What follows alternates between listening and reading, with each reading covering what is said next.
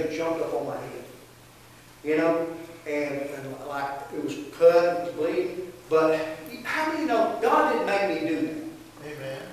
But I've been studying this stuff. Jack will tell you it's with me 24/7. Matter of fact, I'm going to be preaching this up at Oxford this Friday night. I mean, we were sitting around the lunch table. Brother Charles said, I got to get you up to Piedmont. People want to hear this. Don't sit under this and let other people be blessed. You know, but if you're free Friday night, come up there at 6 o'clock and we talk about this. Because people are excited about it. I'm excited about it. So as soon as I went, bam, you know, first thing I did, I didn't even look at it. I just laid hands on myself and said, okay, God, right now I'm seeing it. I ain't going to have a big old bruise and big old knot on my head. Amen. This cut, it cut pretty good. It was bleeding. I said, this thing is going to start shrinking. It's going to heal up. Amen. It's going to start healing. I'm not going to have a big knot. I'm not going to go up to church in the morning with a big bruise on my head. I command my body to get lined up with the Word of God, and I begin to speak to it. And guess what? I think it's closed up a lot. The knot went down. I don't have a bruise. Because why? I saw it as an opportunity to believe the Word. Now I don't want to go around knocking myself out to prove the Word. But that was the first thing that dropped into my mind. I have power over this. Amen. Amen. I can do something about this. I don't have to just accept this. We don't have to accept everything the devil's put on us, church. Amen. All right, let's get back to verse 23. They're made. The fig tree which is cursed is withered and planted. So Jesus answered and said to them, have faith in God. For surely I say to you, whoever says to this mountain, be removed and be cast into the sea, and does not doubt in his heart.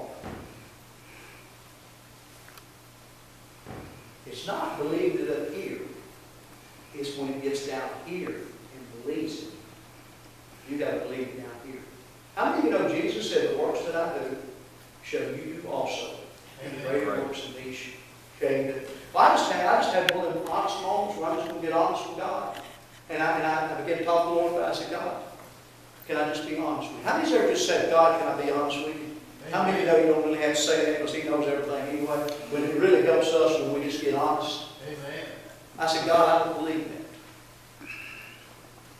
I said, I know it's true because you said it. I don't doubt that. I know what you said is true. I know you're God. You can't lie. But God, I don't believe Lee Frost can do it. Come on. You don't believe it either, you'd be doing it. Come on, you don't believe it either, you'd be doing it. But when I did that, God took me right to this. And God said, if you'll start seeing it, and get it down in your heart where you see yourself doing exactly what I did, then you'll do it. Praise God. You can do it. But you got to believe it. Where I got to believe it at? In my heart. Yes, sir. My mind can't wrestle with it. My mind can just make the right declaration. I make the right declaration. I know God don't lie. If God said it, it's true. Amen. I mean, you know, God says a lot of things that are true, but they may not be true for you or me because we don't believe it. Right. So I had to get real with God and say, I don't believe it. And then God showed me how to begin to believe it. Begin to simply see myself doing it. You say, well, you're talking about we should sit around and daydream. Yeah, harness the power of your imagination. Don't just let the devil take charge of your imagination and put a bunch of evil thoughts and wicked things that you don't want happening in your life, because he has controlled most Christians' imagination to this point because we're lazy and we haven't sat down. Let me tell you something. Try to use your imagination, focus on something good, positive, holy. Try to fix that in your mind. You'll find out it's a struggle because your imagination used to run amok. But boy, when you start harnessing that rascal, and you make it meditate, you make it take that word and say, you know what? Jesus, you spoke to a blind person when they saw. And you begin to make yourself see yourself in church, pointing out to a blind eye and saying, blind eye, open. Well, maybe go somebody, go wash them. Go wash them up. Or even worse still, somebody's eyes. Sees it. How do you know if a person's blind? Miss Janet will tell you she's blind. Miss Janet will tell you, spit in my eyes and we'll make them well. You better not try it unless it works. But, you know what I'm saying? But you see yourself doing it. You see it until you believe it. And then faith comes up, and all at once you'll act. How come we haven't acted on that scripture? We haven't really believed it in our heart. Amen. I'm not judging you. Maybe you have. Maybe you're just keeping all this to yourself. We haven't seen it. But I believe that we've got to start seeing it. Yes, sir. Seeing it to the point we believe. Talk about it. Yes, I'm going to do that one day. I'm going to do it. I'm seeing myself do it. I'm watching myself do it. I'm seeing these miracles happen. It happen. Amen. We're created this way. Yes, It sir. can't happen that way. It's happening to our negative, and it's something happening to our positive. Amen. And that is not down in his heart, believes that those things he says will be done, he will have whatever he says. Amen. Therefore, I say to you, whatever things you ask when you pray, believe that you receive them and you will have them. Let's take this part real slow. Jesus says, in light of what I just said, if you can actually speak to a mountain if necessary, if you could actually believe in your heart that mountain would move, you were created in such a way that mountain would move. Yes, sir.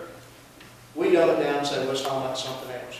No, Jesus said, if you literally believe you can move a mountain, you can do it. Most of us don't believe we can move a mountain, do we? We don't sit around moving mountains in our imagination. But how many know there's a lot of stuff we need to move Amen. that we can't see, and we can move, and we can say it. Yes, Because sir. it's in our heart. And when we believe it in our heart, when it comes out of our mouth, it goes to work. What happens? See, the world teaches you the universe. See, all the stuff I'm teaching you, you go online, you'll find every kind of demonic concoction attached to it.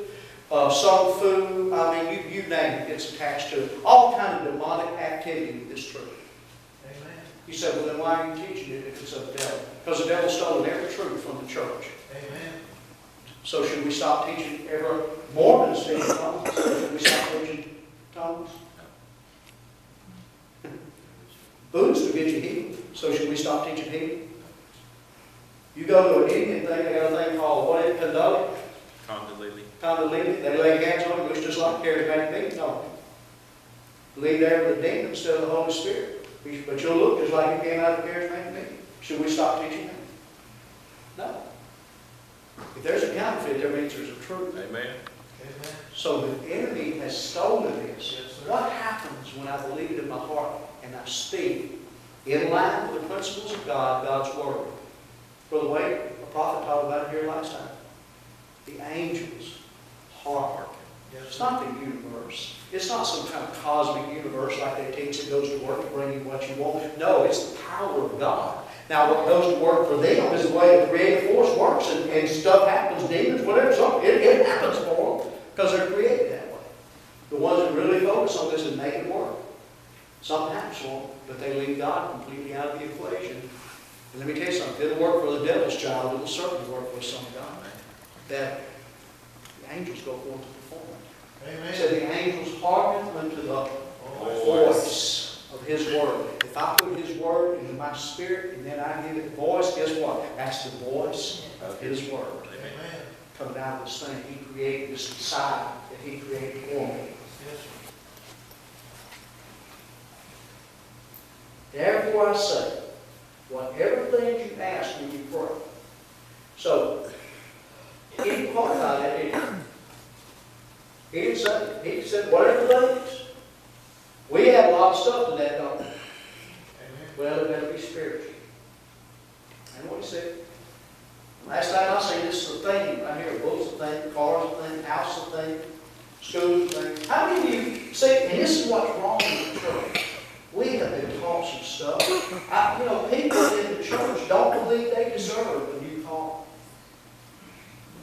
God wouldn't want you to have a new car. I get pride. Well, you might. You might get pride. If you are that immature that a car is going to get you pride, you're probably affect. How many of you believe you can have a new car that would affect your pride, though? Amen. It'd be just a nice vehicle to have, wouldn't it?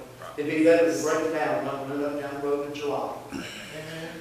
Amen. How many of you believe that God would actually want you to have a house that you wanted instead of a house you had to sell? Amen. Yes, sir. How many think that's an evil thing to have a nice house? No.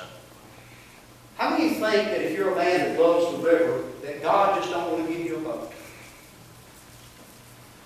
Oh, that boat would take me away from God. I wouldn't go to church on Sunday. Well, if that boat's going to take you away from church on Sunday, something else will get you sooner or later. All right. But how many of you believe you could actually have a boat and still go to church on Sunday and enjoy your boat? If you want it, it's a thing, right? Amen. Or your thing might be, I want my child to be healed of this disgusting disease they say my child has. That's a thing, isn't it? Amen. What things soever you desire when you pray, take a comma out and say believe. Believe that you receive. That's present tense. The moment I pray, I'm supposed to believe I receive in the moment. Then what there's an and, we know that's what? Conjunction, and you will receive it. Yes, sir. Jesus curses the fig tree. It don't wither physically that we can see with our eyes right then.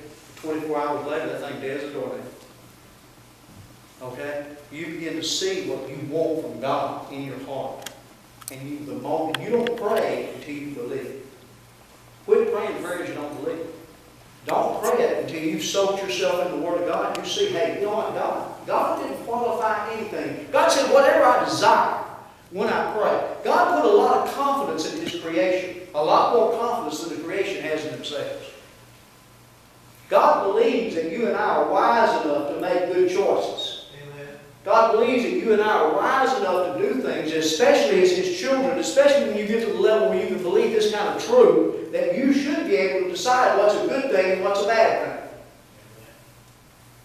But let me tell you something. If you want something bad enough, even if it's bad for you, you'll get it. Yes, sir. I'm going to tell you that again. If you want it bad enough, even if it's awful, even if it will destroy your life, you'll get it. Amen. Watch drug addicts. Watch drug addicts work. Drug addicts can't rub two nickels together, but in a week's time they can buy $10,000 to $15,000 worth of drugs.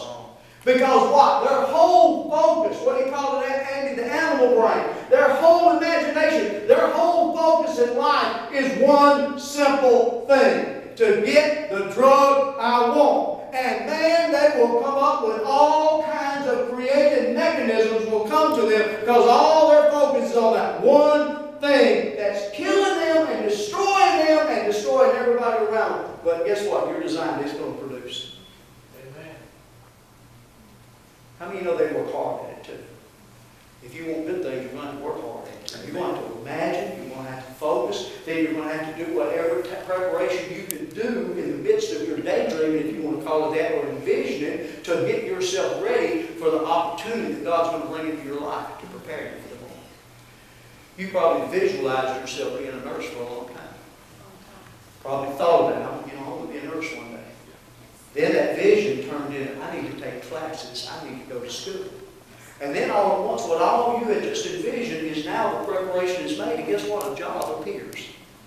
Because you took time to want it, visualize it, see it, prepare for the moment, and bang, it comes. You ever visualize something? Prepared, walked your way ready, and you're ready for the moment. You've done it, Sister Mary. That's what we have to do. You know what happens when you go to a ministry you really believe in? What happens when we go to some churches, man, we're just so excited because we're expecting something to happen because Brother so-and-so is preaching this morning or Sister so-and-so is going to be leading worship and heaven is going to come down. I can't wait to get there because I can already see it, man. He's going to get up there and he's going to wham! He's going to get preached and more the anointing is going to come down. Oh, I can feel it. And you see it on the inside of you. And guess what? It happens just like that for you. Why, somebody else had come with you that you're so excited about it, they don't have any of that vision, and they just sit there and wonder what you're so excited about. Amen. He didn't bring my tractor. Y'all ever done that? Yes. Somebody just blowing your doors off, and somebody said to you, I don't know what you're excited about. I didn't see anything. I didn't visualize anything. I didn't expect anything. And guess what? You're a prophet. You didn't get nothing. You got absolutely what you believe for. Nothing. Ain't you proud of yourself, you little nothing? You produced. Look what you did. Look what you did with your Metron. You produced a big fat zero because you couldn't believe it. Let me tell you something, church. Everything you could believe for can happen every Sunday right here in this house. There's our elders are as anointed as anybody else's elders. Our worship team is as anointed as any other worship team on this planet. I am as anointed as any man of God's ever been anointed. Because He hath anointed me. He did it all the way back in the past. And I haven't lost it. Praise God. He said, all depends upon you. I don't get upset with it, because guess what? If Jesus can walk into His home down there and receive Him, I don't expect to be received everywhere I go. But somebody will receive Him. And somebody will receive me. Somebody will take that word and grab it. You can be anything you want to be, no. You can be happy, joyful, or depressed. You decide. You decide what you do. I mean, how do you know God wants you happy? Yeah. We saw the song this morning. God wants His children happy. How many of you've got children and you want them to be sad? Miserable. Nobody wants that. I don't even have kids. I don't want your kids to be like that. I'd love to see kids happy, having a good time, being kids. You know, everybody wants that. Church, Jesus did not qualify this statement. We do. God must have trusted His grace. I wrote it down, so I'm going to read it. To give them this kind of power. After all, He did not give us dominion of the whole earth. Jesus just said, whatever you ask for in prayer, you can have. Amen. If you can believe it, what stops us from believing it? False teaching and false understanding of who we are. You have to begin to say some stuff, church. I'm saying stuff I know makes people uncomfortable. I know it does. I'm a God man. I'm a God man. I'm a God man. I'm a God man. Everybody say, I'm a God man. I'm created in the image of God. He birthed me. He said I was not born of flesh and blood in this new birth. He said I was born of the Spirit. And He said since He did that, He's given me the power to become a son of God. If I'm a son of God on the earth, I'm a God man. I'm not connected to the old Adam. I'm hooked up to the second Adam. That's who we are. But then we dumb it down. I'm a Baptist. I'm Pentecostal. I speak in tongues. Oh, I'm so much better than that. I'm charismatic. There for a while we had a thing going on, third way. I'm a third way. That sounds good. Why don't you just say who you are? You're a son of God. You're a God man. You're created in the very image of God. Amen. Image and likeness. He didn't stop with one word. He said in the very image and our likeness. We're like Him.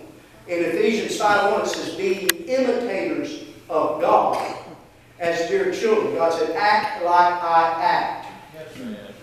That's right. When we begin to see that ourselves as who we are, it changes everything. Then the devil can't go around and just jump on us anymore. Amen. We have to see this. Listen to this. Imagination is the capacity to visualize, to be confident in and hopeful in a reality that contradicts our present experience. Somebody say that sounds like faith. That sounds like faith. It then refuses to let our senses determine the limits of what is possible.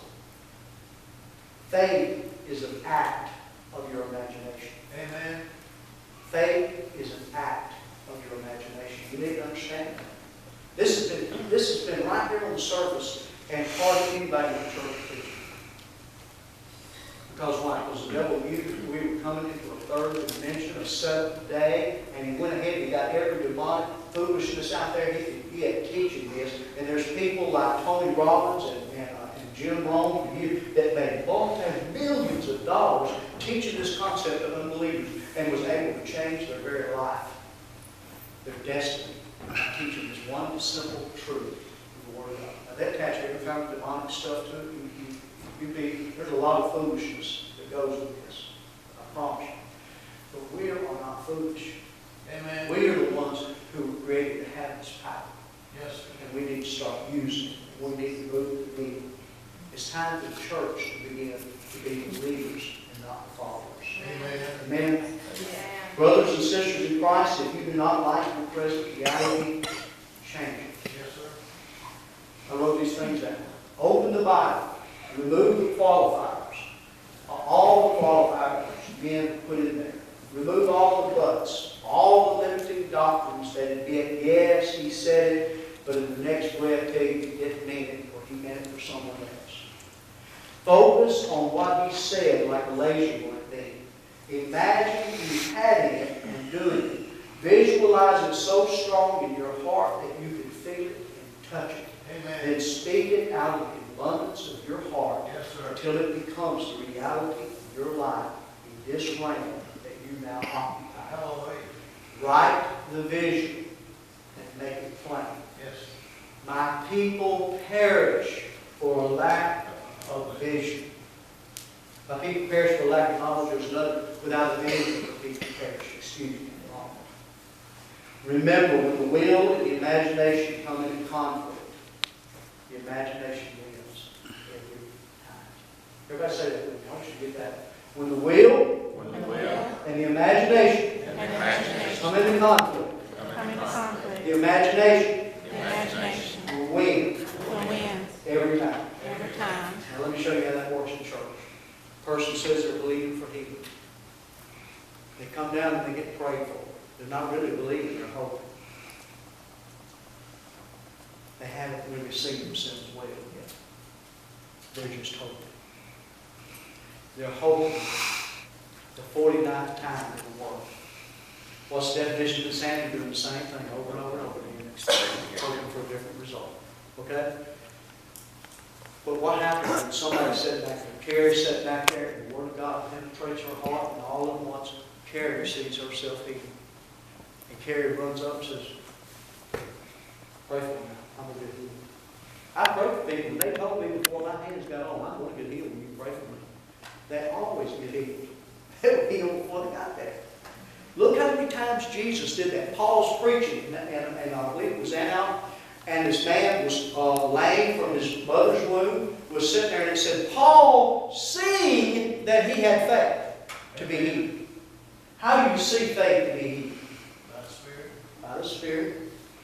That imagination got hold of him. He's listened to all Paul's stories about this person got healed, that person got healed, who Jesus healed here, who Jesus healed there. Faith's flowing up in his heart. Jesus looks at him and said, Jesus Christ maketh thee whole.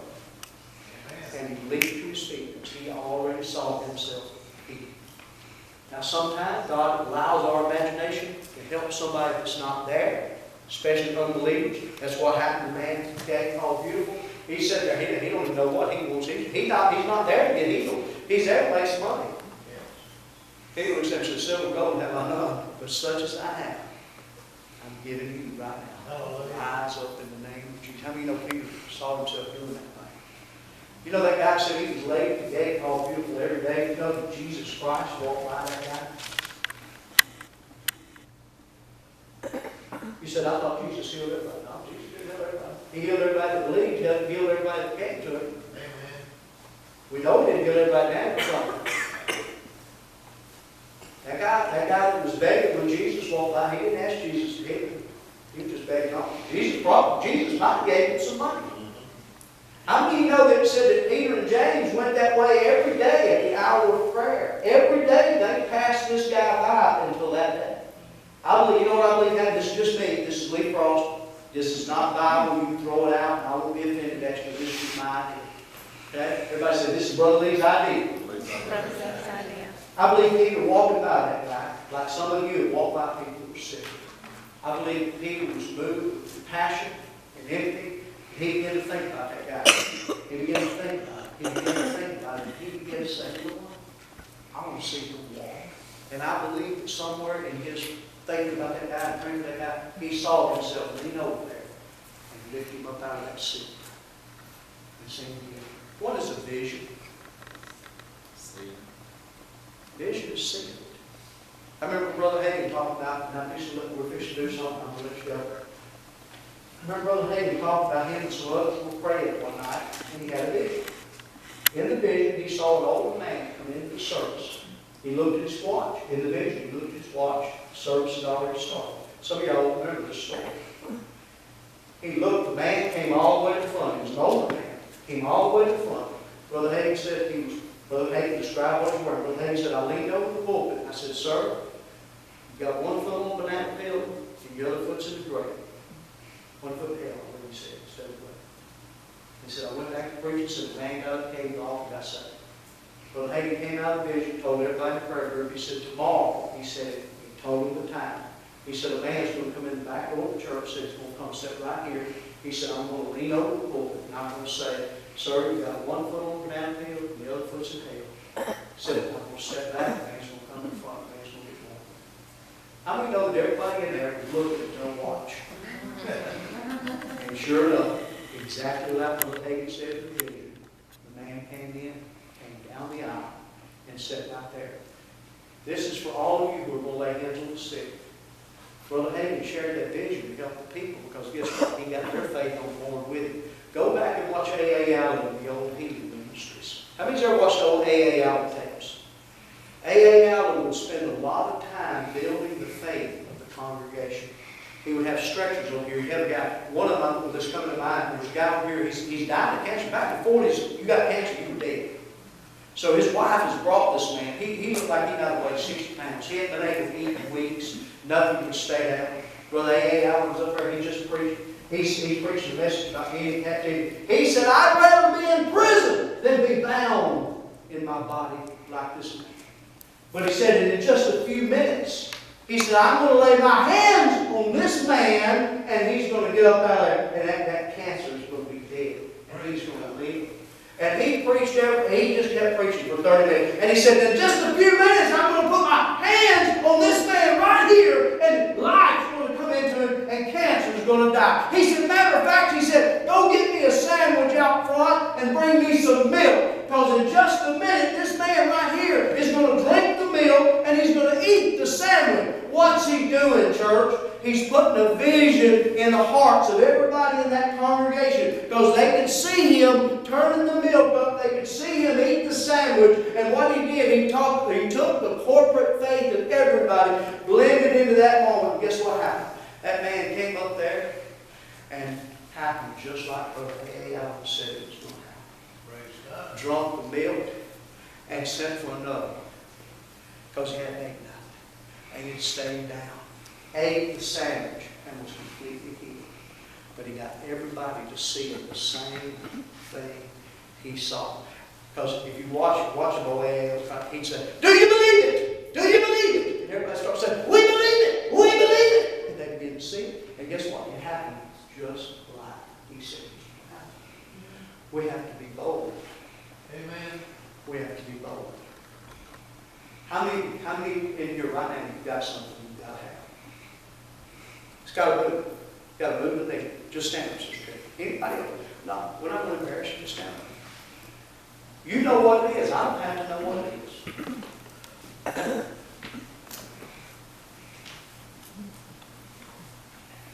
Can I tell y'all something while they're standing up? I watched that show the other night, and it broke my heart. That little girl come in there. She was about 22 years old. This man that's running this meeting is vile. He's using MF. He's using the worst language. But man, he got to that girl. That girl was raised. How many of you remember the Children of God, this false movement that was out there? And they started having children at 6 years old have sex with the members of that. And this girl standing in the middle of 2,000 people there in a meeting that God is not honored, God is not even mentioned, stands up and begins to share that she's going to kill herself because she does not believe that love exists anymore. I mean, she is just broken. And this vile man goes over there and moved with compassion. I watched that devil heal that young lady in less than 3 minutes. And I sat there and I said, God, why can't we do that? God, why isn't the church? Why ain't we doing that? She may die and go to hell. He didn't take care of the eternal problem, but God, He met her need right there. We got to rethink church. I've been saying, God, help me know how to do church. Teach me how to be in church. Something's not right. We got to get this right. We got to help people. Y'all know what you need right now, right? How many of you believe what I just preached to you to be the truth? Okay. What I preached to you says that if you can believe it in your heart, if you can see it change, it has to change. Amen. Now, remember when Jesus spoke the fig tree, it took some time. You better be glad that we're designed where it takes a little bit of time. Because how many's ever had crazy thoughts that you're glad to not?